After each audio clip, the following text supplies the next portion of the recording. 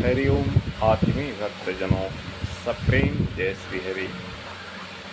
भक्तजनों, आज का प्रसंग है गायत्री मंत्र में वो शक्ति है जो साधक के हर अंगों की चेतना को जागृत करता है,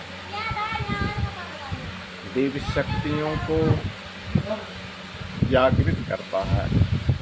गायत्री मंत्र जपने वाले साधक की हर एक कोशिकाओं में, हर एक अंग प्रत्यंग में एक नव चेतना का संचार होता है।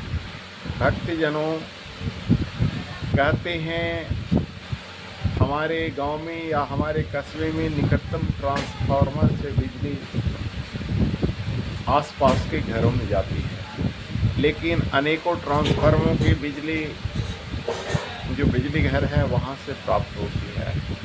तो उसी ढंग से गायत्री मंत्र, गायत्री माता की शक्ति गुरु में आती है और गुरु से उनके शिष्यों में वो शक्ति संचारित होती है। गुरु ट्रांसफार्मर हैं, गायत्री माता विद्युत गृह हैं और हम सब साधक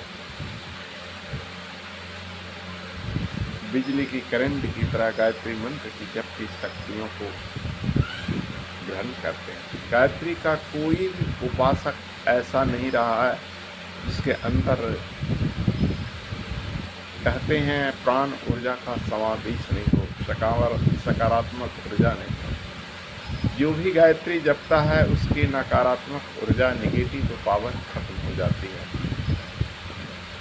यत्र पिंडे तत् ब्रह्मांडे या तत् ब्रह्मांडे यत्र पिंडे, जो कुछ भी ब्रह्मांड में है वो हमारे इस पिंड में है, हमारे शरीर में। जितनी दैवी शक्तियाँ बाहर है उतनी दैवी शक्तियाँ हमारे अंदर, हमारे भीतर भी है। योग का साधक जानता है कि सातों चक्र पे जगा लेने पर क्या होता है। तो गायत्री उपासना एक ऐसी उपासना है कि उन सातों चक्रों की जागृति सिर्फ गायत्री मंत्र की जप करने से होती है। गायत्री मंत्र जप करने से कुंडलिनी जागृत तक हो सकता है, और जब कुंडलिनी जागृत हो जाता है तो फिर करना क्या। गायत्री मंत्र सिर्फ साधक का ही निहाल नहीं करता है, साधक को ही प्राणवान नहीं करता है, बल्कि साधक के आसपास विराजमान जो भी लोग हैं, बैठे हुए जो भी लोग होते हैं, गायत्री मंत्र की शक्तियाँ उन तक जाती है। जैसे आप पानी के फव्वारे को लीजिए, उदाहरण तौर पर वहाँ पर 1, 2, 4 जो व्यक्ति भी आएगा स्नान कर ही लेगा, फव्वारे सब पर पड़े हैं।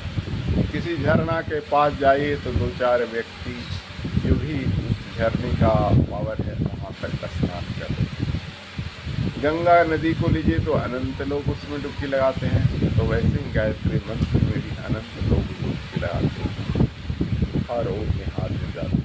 ये सब गायत्री मंत्र की विशेषता है। इतना ही नहीं, गायत्री साधक का वो कस्बा, गांव हो, नगर हो, मोहल्ला हो, जिला हो, जो कुछ भी हो, जहाँ एक उच्च कोटि का गायत्री उपासक रहता है, वो सारे के सारे प्राणवान जागृत होते हैं। कहते हैं कि गंगा लाने से भागीरथ ने कितने लोगों को उतार दिया।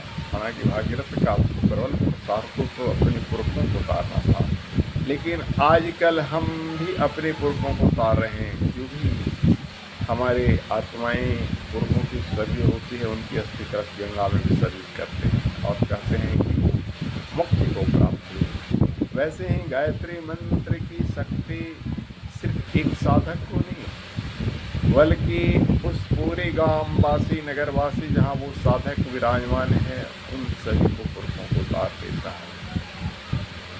ऐसे कई शास्त्रों में है कि पितरों के पूर्वज, माताओं के पूर्वज, ससुराल कुल के पूर्वज और गुरुकुल के पूर्वज, ये चारों के चारों गायत्री उपासना करने वाले साधक के तर जाते हैं।